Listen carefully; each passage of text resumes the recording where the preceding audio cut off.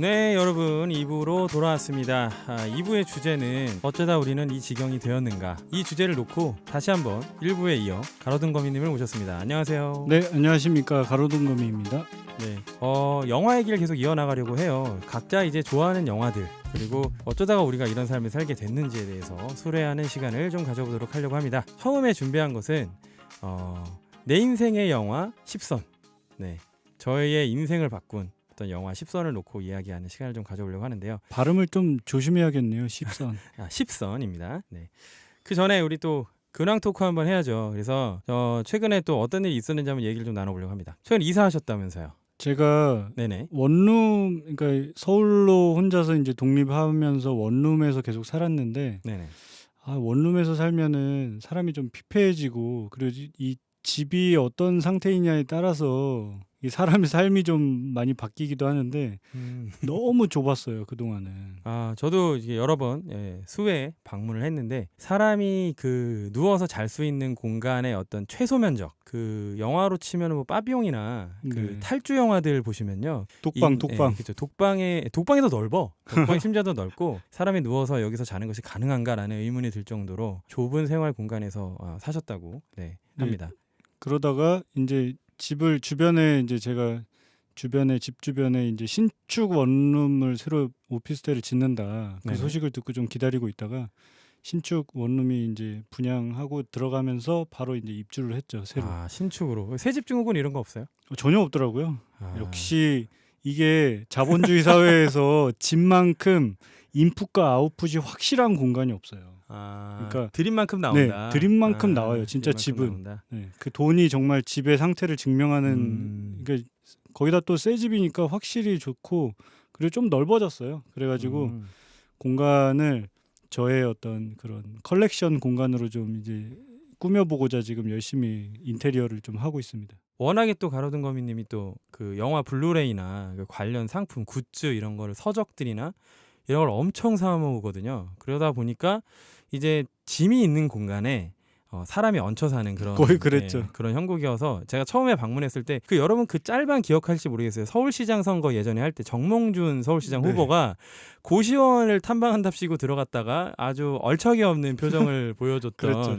제 표정이 그랬거든요. 얼마나 영화를 위해서 본인의 인권을 팽개치면서 살아왔는지에 대한 그런 어떤 인생에 대한 어떤 희생 정신을 느끼면서 좀 묵념을 좀 하도록 하겠습니다. 그래서 저희 이번 회 주제와 잘 맞는 것 같아요. 아주 진짜 맞는 어쩌다 이 꼴이 캐릭터를, 됐나. 아주 맞는 사람을 제가 섭외했다고 생각을 하고요. 영화가 정말 우리 인생을 정말 망가뜨렸죠. KGC의 근황도 사실 물어봐야 될 것 같은데 요새는 또 어떻게 지내셨는지. 저는 뭐 평범한 일상을 역시 보냈고요. 최근에 뭐 일본에서 공연을 했는데, 말이 공연이지 그 공연을 빙자해서 일본에서 만날 사람들도 만나고. 잠깐만요. 네. 본업이 가수셨어요? 아니요. 본업이 가수는 아니고, 본업은 사실 백수고요. 취미로 음악을 하고 있습니다. 공연도 하시고. 저는 피규어만 모으시는 줄 알았는데 공연도 하면서 사시네요. 그게 사실상 본업에 가깝죠. 덕질이 본업에 가까우나, 또 약간 아이러니한 게, 저는 항상 말씀을 드리지만 전 오타쿠는 절대 아닙니다. 전 오타쿠가 아니라 평범한 소시민으로서 애호하는 주제들을 탐닉하면서 사는 어떤 삶을 영위하고 있기 때문에. 제가 가서 이번에 또 가로등 거미님도 또 가보셨던 아키하바라. 네. 아키하바라에 가서 또 유튜브 컨텐츠를 엄청나게 찍어왔어요. 그러니까 어느 정도였냐면, 아키하바라에서 제가 항상 가는 동선이 있거든요. 그 동선에 맞춰서 모든 샵과 모든 상품들을 거의 망라하듯이 찍었습니다. 기억나요. 제가 처음으로 도쿄 아키하바라를 방문할 때 네네. 케이지님한테 모든 어떤 뭐 스케줄서부터 시작해서 숙소를 어디에 묵어야 하는지, 그렇죠. 그리고 어디에 가면 뭐가 있는지, 그런 어떤 동선과 그런 어떤 그 지형 지물, 이런 것들을 전부 케이지님한테 컨설팅 받아서 갔던 기억이 나네요. 제가 그거 구글맵 URL 혹시 보내드렸었나요? 네, 보내주셨었죠. 그 안에 다 모든 게 좋아요 있습니다. 찍어가지고 별 표시해 놓은 다음에 다 그거 보고 걸어다녔죠. 그 안에 여러분 모든 것이 들어있습니다. 그 안에 나중에 진짜 그거 한번 진짜 그것만 공개해줘도 대단한 컨텐츠가 될 것 같아요. 아무래도 그런 측면에서 제가 이번에 찍어왔고요. 또 나카노 브로드웨이 아시죠? 나카노 브로드웨이도 사실 케이지님이 저한테 알려줬죠. 네네. 그래서 거기에 모든 샵, 모든 코너, 모든 상품들을 다 찍어왔습니다. 제 인생을 망친 저의 구원자 케이지님이시네요. 네, 아무튼 감사합니다. 대단히 감사하고요. 자, 네, 이제 근황 토크 끝나고 본격적인 주제로 한번 넘어가 보도록 하겠습니다. 우리는 어쩌다 이 지경이 되었나라는 주제로 한번 심도 있는 고찰을 해보도록 하겠습니다. 언제 시작됐어요? 이렇게 뭔가 서브컬처를 좋아하고 영화를 많이 보시게 된 게 계기가 90년대 아무래도 90년대 만화를 보면서 시작했던 것 같아요. 저희가 90년대 이제 중고등학교 시절을 보내면서 뭐 초등학교까지 거슬러 올라가긴 하는데 사실 뭐 드래곤볼 그때 우리 막 해적판으로 만화 보던 시절에 드라곤의 비밀 네. 뭐 그런 거 있었죠. 그런 만화들을 보면서 중고등학교 시절에 진짜 등교하면 거의 만화책 들고 등교해서 그 지금은 대부분 사라진 그런 비디오 대여점 같은 데에서 책방 비디오와 책을 같이 보통 대여했었잖아요. 그렇죠. 네. 그런 데서 이제 그 전날 야간 학습 끝나고 네. 밤에 이제 문 닫기 직전에 빌리는 만화책들을 들고 아침에 이제 등교를 해서 그날 완주를 하는 거예요. 그날 가져간 만화책들은. 거의 그렇게 만화책들을 보면서 이제 약간 서브컬처에 대한 어떤 니즈가 이제 생겨난 거고 그러면서 이제 용산을 알게 됐고 용산의 그 VHS 비디오들이 나오는 것들을 알게 됐고 거기서 에반게리온을 접하게 됐고 네, 거의 그런 시작이었던 것 같아요. 대부분 다 아마 그 시절을 살아셨던 분들은 아마 대부분 비슷할 것 같아요.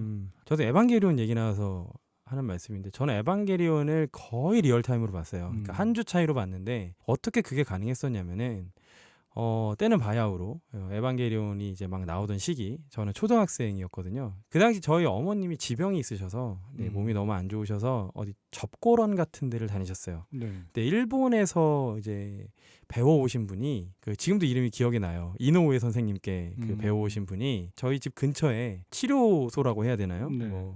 그런 곳을 오픈을 하셨는데 어디 병원 가서도 어떻게 해결이 안 나니까 그 지푸라기라도 잡는 심정으로 거기로 가신 거예요.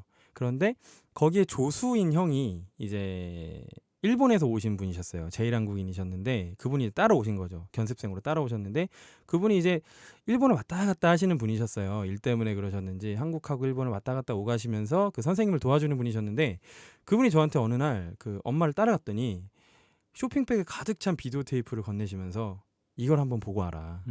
그래서 그거를 그냥 집에서 봤어요. 그 작품이 뭐였냐면 여러분들이 아실지 모르겠는데 더티페어 유리라고 두 명의 이제 여자 그 우주 수사대원이 나와서 그 여러 가지 해프닝이 벌어지는 그런 애니메이션이었고 그다음에 공자광 OVA 편 그 다음에 빌려준 게 에반게리온 TV판이었어요. 그러니까 리얼타임. 그러니까 전주에 그거를 녹화해서 그 다음 주에 저한테 빌려주는 거예요. 테이프 하나씩. 제가 얼마나 착실하게 그걸 보면서 중2병이 찾아왔겠습니까? 애니메이션에 대한 기억들을 엄청 추억을 얘기하셨는데 사실 우리 영화 얘기하려고 부른 그렇죠, 거잖아요. 그렇죠. 영화는 사실은 제가 이제 초등학교 3학년 때 외삼촌이 뉴욕에서 사시다 오셨어요. 근데 그분이 오실 때 가져왔던 게 지금도 기억나는데 VHS 그 데크를 가져오셨어요. 네. 이른바 그 비디오 테이프 돌리는 재생기를 가져오셨는데 그거를 이제 저희 집에다 하나 주신 거예요. 와, 그때부터 이제 신세계가 열렸는데 그 당시에는 이제 비디오 테이프를 빌릴 수 있는 샵들이 뭐 동네마다 다 있었는데 그 샵들에서 뭐 10,000원을 내면은 원래는 뭐 1,000원이나 2,000원에 하나씩 빌려주는데 10,000원 내면 몇 개 더 빌려준다거나 네. 또 신작은 빨리 보고 몇 시간 안에 갖다 주면은 또 하나 구작을 하나 보게 해준다거나 그랬어요. 그래서 저 같은 경우는 초등학생 때 거의 매주 주말에 하루에 8편에서 10편의 영화를 봤어요.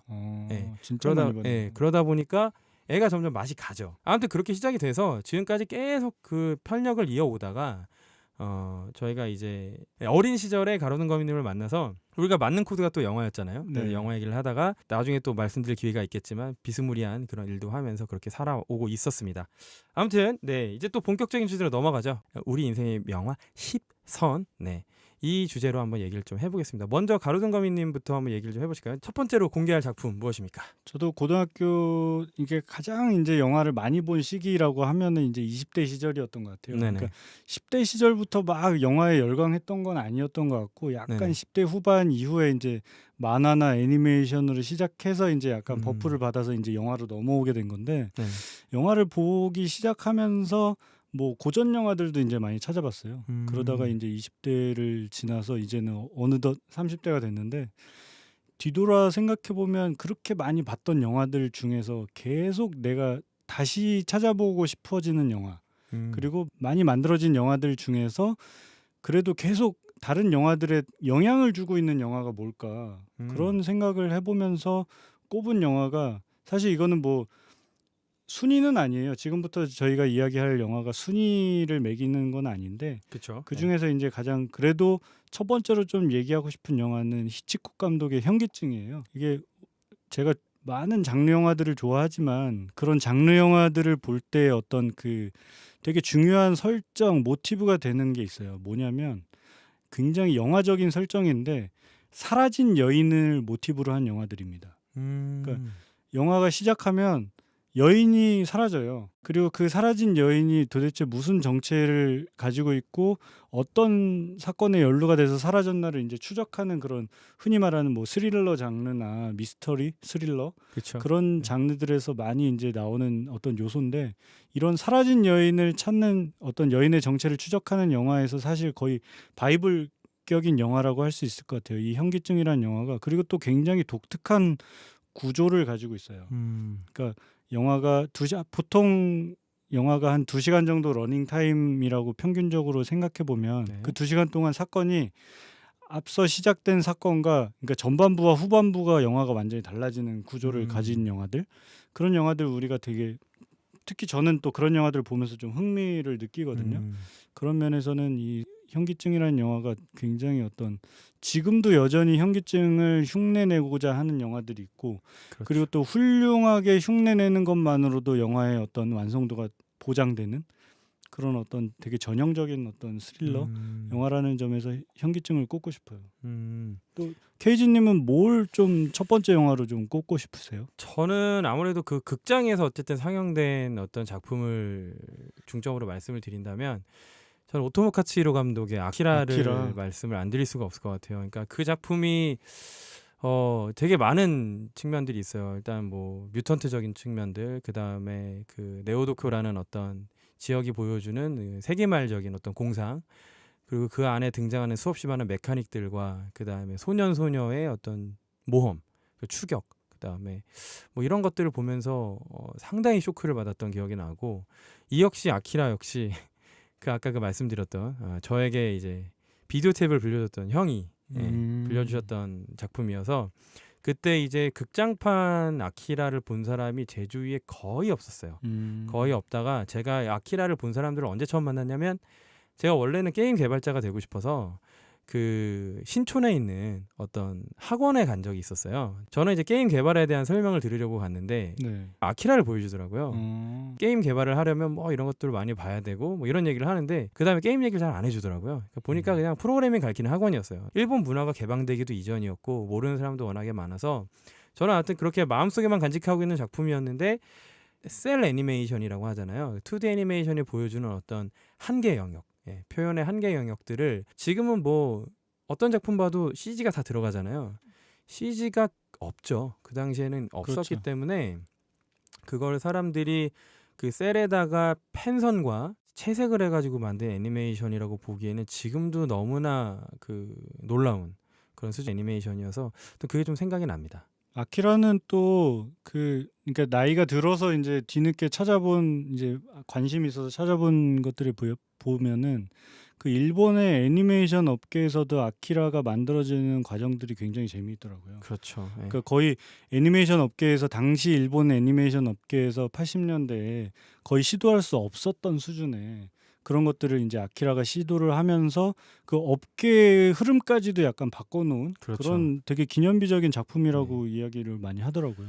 그 당시에 또 그 제작소들이 많이 우후죽순처럼 생기면서 일본 그 도쿄 내에 그러면서 이제 또 자금의 유입도 되게 활발했던 시기였기 때문에 오토모 카츠히로라는 이 감독이 소위 머릿속에 있는 상상력을 전부 애니메이션으로 표현해 본 거라고 저는 들었거든요. 그래서 그런 것만큼 정말 과도할 만큼 부드럽습니다, 애니메이션이. 그 아키라 DVD를 보면 그 국내 지금은 다 품절돼서 이제 구할 수가 네네. 없는데 그 예전에 그 부가 영상에 네. 제작진들이 이렇게 작업을 하면서 뭐 인터뷰하는 그런 영상들이 있어요. 보면은 정말 다 그 거의 이제 피폐된 거의 썩은 표정으로 오토모 카츠히로 감독의 어떤 그런 뭐랄까요?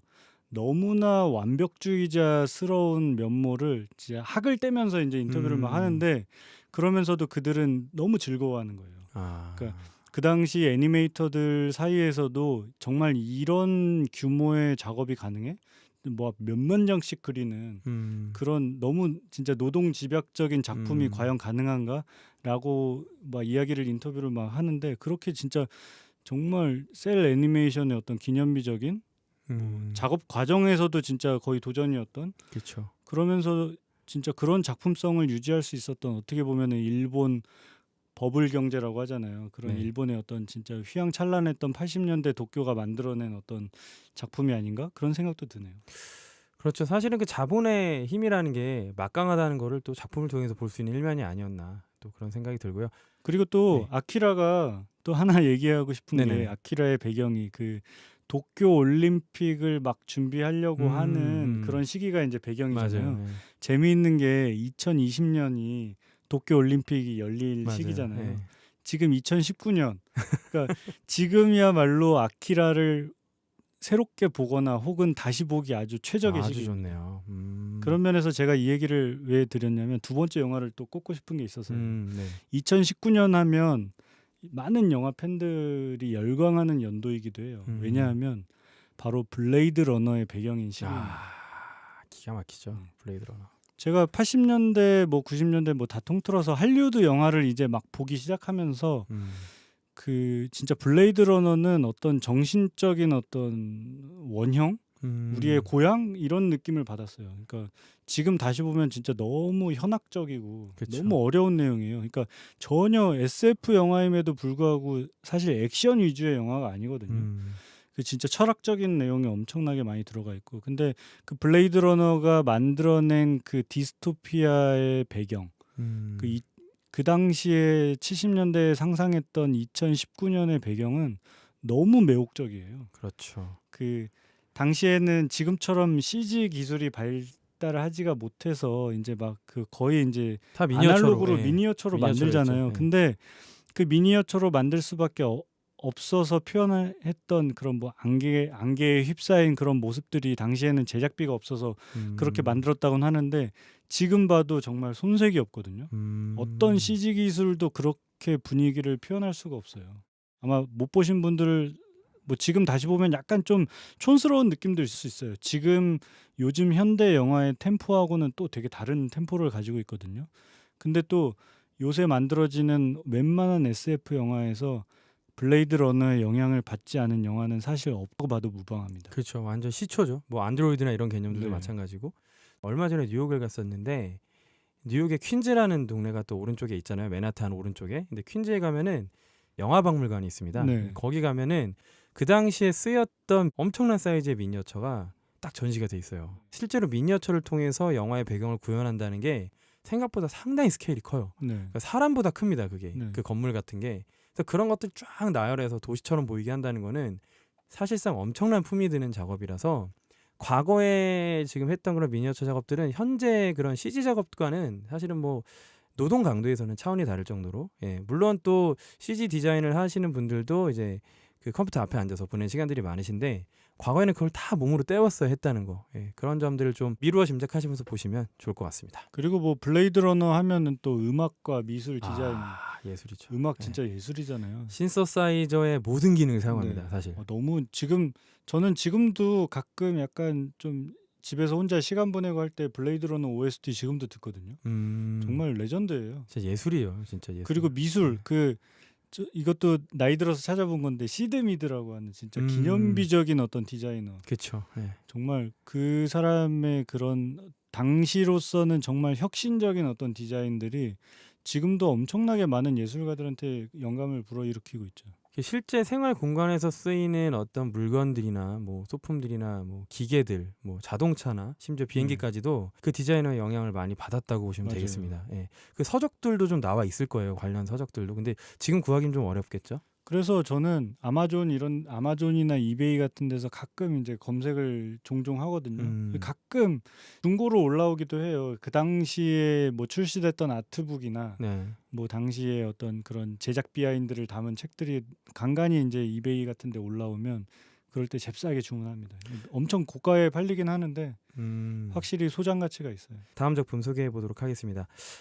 이거는 뭐 순전히 개취니까요. 어떤 네. 영화가 더 우월하고 훌륭하다 이런 순번은 아니니까 한번 말씀을 드려볼게요. 궁금하네요. 무슨 영화가 나올지. 저는 그 나이트메어 3라는 호러 영화를 꼽을 수가 있는데 근데 이게 나이트메어가 제가 알기로는 시리즈가 여러 편이 있는데 네, 되게 3편을 많았죠. 꼽은 뭔가 특이한 이유가 있을 것 같아요. 3편에 보면은 제가 되게 그걸 어릴 때 봤어요. 초등학교 저학년일 때 그 영화를 역시 보게 됐는데 그 삼촌이 갖다 주신 비디오 때문에 사실은 지금에 와서 고백하는 거지만 연소자 관람 불가라는 금단의 영역에 손을 대기 시작한 게 그때부터인데 나이트메어 3는 소위 빨간 딱지가 붙어 있었거든요. 근데 그거를 보시면 그 어떤 여성이 이렇게 많이 이렇게 옷이 벗겨진 채로 그 남자 주인공을 거의 반나체 상태죠. 그래서 남자 주인공을 이제 혀로 이제 침대 그 각 모서리에다 묶는 그런 장면이 나와요. 있었네요. 그러고서 이제 그 여자분이 유혹을 하다가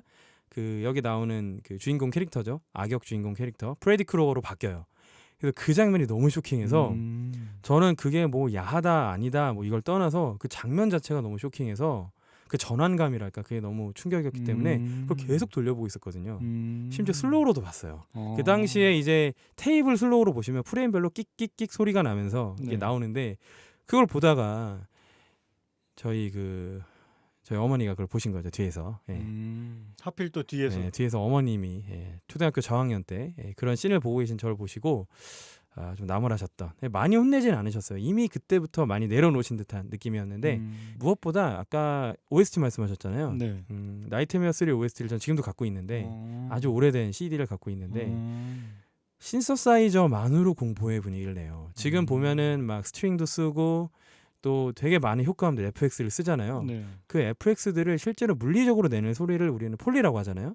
폴리 이외에 신서사이저로 공포감이 서려있는 임장감을 내는 그런 시도가 되게 디테일하게 들어있거든요. 그래서 나이트메어 사운드 트랙을 지금 틀어서 가만히 소파에 앉아서 듣다 보면 그 당시의 영화를 보던 느낌으로 돌아갑니다. 그래서 제가 그 다음부터 호러에 대한 어떤 편력이 생겨서 뭐 웨스 크레이븐부터 시작해가지고 나중에는 그 헬레이저 시리즈를 했던 그 클라이브 바커라고 하죠. 그 사람의 어떤 작품들도 정말 탐닉하면서 보고 지금 거의 뭐 호러 매니아가 돼버렸죠. 이 지경이 된 점에 대해서는 충분한 그 원인이 된다고 봅니다. 뭐 호러 영화를 한 편 꺼내 오셨으니까 저도 이제 맞받아쳐서 호러 영화로 맞받아치자면 저의 어떤 호러 영화의 인생, 호러 영화를 좋아하게 된 어떤 계기를 마련해준 작품이 할로윈이에요. 저는 존 카펜터 감독의 영화인데 이 할로윈이 어떻게 보면은 그 슬래셔 영화, 그렇죠. 그 유혈이 낭자하는 신체를 절단하는 그런 어떤 장르적인 특징을 가진 걸 슬래셔 영화라고 하잖아요. 굉장히 피가 많이 나와야 되고 그런 슬래셔 영화들을 사실 볼 때는 좀 불편하긴 해요. 종종 막 너무 이제 막 여성들이 막 난자가 된다거나 이런 영화들이 유해 영화들이 굉장히 많아서 좀 불편할 때가 있는데 그래도 장르적으로는 정말 너무나 영화적으로 매혹적인 어떤 설정들 그리고 장면들 미장센들이 탁월한 호러 영화에서도 충분히 그렇게 탁월하게 보여줄 수가 있는데 할로윈은 그런 점에서 정말 저를 정말 매혹시켰어요. 왜냐하면 이 존 카펜터 감독이 할로윈을 만들 당시에 너무 제작비가 없어가지고 그러니까 돈을 아끼기 위해서 롱테이크를 써요. 그러니까 롱테이크를 쓰면 이게 한 번에 롱테이크라는 게 이제 한 번에 막 5분 10분씩 길게 이제 찍는 걸 롱테이크라고 하잖아요. 필름 안 잘라도 되니까. 필름도 안 잘라도 되고 제작진도 막 이제 여러 명보다는 그 한 씬을 찍기 위해서 투입되는 인력이 적다 보니까 이게 프로덕션 상에서 존 카펜터 감독이 어떻게든 아이디어로 쥐어짠 게 롱테이크예요. 그래서 할로윈 그 예전 요즘에 그 블룸하우스에서 리메이크된 할로윈도 있지만 거기서도 그거를 리메이크 하는데 그 롱테이크 씬으로 영화가 시작을 해요. 그러니까 살인마의 시점에서 살인마가 그 이제 그 집으로 이제 들어가서 그 여성을 죽이는 어떤 그 과정을 롱테이크로 찍어서 첫 장면을 보여주거든요. 근데 그 당시에 그 영화를 본 사람들이 엄청난 충격이었대요. 그러니까 살인마의 시점에서 보여지는 장면이 처음으로 등장했던 영화인 거예요. 아, 1인칭으로. 네, 1인칭으로 살인마 시점, 그것도 살인마 시점으로 처음으로 등장해서 보는 관객들이 엄청나게 충격이었대요. 아. 그래서 당시 막 평론가들 그 평들을 찾아보면 진짜 이 영화는 나를 살인마의 위치에 갖다 놓은 이렇게 충격적인 영화가 존재해서는 안 된다. 아. 이런 혹평도 엄청 했었대요. 근데 지금 봐도 그게 너무 잘 찍었거든요, 롱테이크가. 맞아요. 네. 그게 스테디캠이라는 약간 그런 기술적인 어떤 카메라 스테빌라이저로 찍는데 그 스테디캠이라는 거를 우리가 흔히 그 처음으로 이제 뭐 개발해서 쓴 영화가 샤이닝이다. 스탠리 큐브릭의 맞아요. 샤이닝이다 그런 얘기를 되게 많이 하거든요. 네.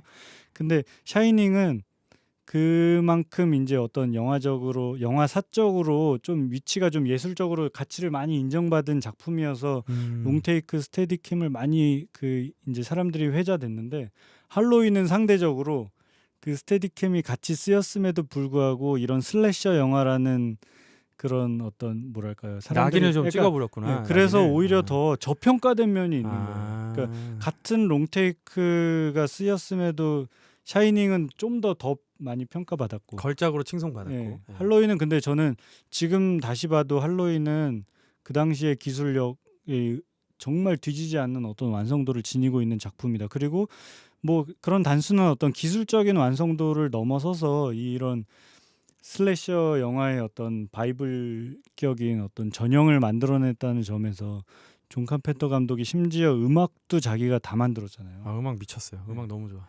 그거를 존 카펜터 감독은 지금은 아예 그냥 음악가로서 활동을 하고 있거든요. 네네. 그러니까 맞아요. 그 아들도 이거 같은 업계에서 활동을 하는데 아들하고 같이 공연을 다녀요. 투어를 다니면서 지금도 할로윈에 그 되게 뭐야 그 멜로디를 연주하는구나. 그 멜로디를 공연을 연주하면서 자기가 할로윈의 어떤 저작권 이런 거는 사실 크게 상관 안 하는데 그 음악의 저작권에 대해서는 진짜 민감하다고 하더라고요. 아. 본인이 다 저작권을 가지고 있고 거의 할로윈 음악으로 지금도 먹고 산다고 해도 과언이 아닌 투어를 정도로. 다녀도 될 만하네요. 네. 네. 그냥 여행 다니듯이 아들이랑. 그러니까요. 그렇게 전 세계 투어를 다니시더라고요. 와. 그러니까 얼마 전에 리메이크 그거는 조금 아쉬웠는데 저는 원작에 저는 비해서는. 네. 제이미 리 커티스라는 정말 그 호러 영화에서 빼놓을 수 없는 정말 캐릭터이자 배우이잖아요. 그렇죠. 그 배우를 완전히 다시 재생시킨 그런 면에서는 진짜 그건 좀 좋아했어요. 놀라웠다. 네, 맞아요. 그건 좀 놀라웠어요. 자, 그러면 다음 영화 말씀을 드리겠습니다. 저는 사실 음악에 대해서 또 말씀하셨으니까